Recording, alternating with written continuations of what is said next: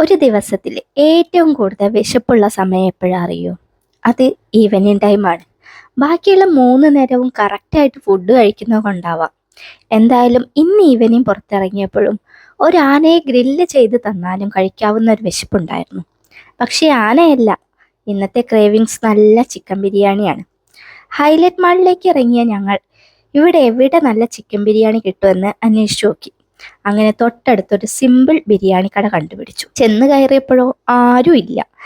അങ്ങനെ ഒരു ഹാഫും ഒരു ഫുള്ളും ബിരിയാണി പറഞ്ഞു. ചിക്കൻ ബിരിയാണി മാത്രമേ ഉണ്ടായിരുന്നുള്ളൂ. പ്ലേറ്റ് കൊണ്ടുവയ്ക്കാനും ബിരിയാണി എടുത്തു തരാനും കുറച്ചൊന്ന് വെയിറ്റ് ചെയ്തുട്ടോ. എങ്കിലും നെഗറ്റീവ് ഒന്നും പറയാനില്ലാത്ത ഒരു ഡീസൻറ്റ് ബിരിയാണി. ഇനിയിപ്പോൾ ഒരു നെഗറ്റീവ് കേട്ടേ പറ്റുള്ളൂ എന്നാണെങ്കിൽ ലഗോൺ ചിക്കൻ ബിരിയാണി ആയിരുന്നു. ചിക്കൻ ഇത്തിരി ഹാർഡാണോ എന്നൊരു സംശയം. കഴിച്ചു കഴിഞ്ഞപ്പോഴും വിശപ്പ് അങ്ങോട്ട് മാറിയിട്ടില്ലായിരുന്നു.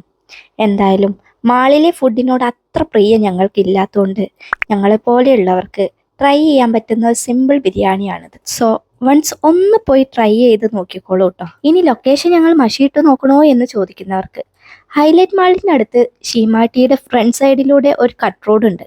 അതിലൂടെ പോയാൽ നിങ്ങൾക്ക് ഈ സ്പോട്ടിലെത്താം.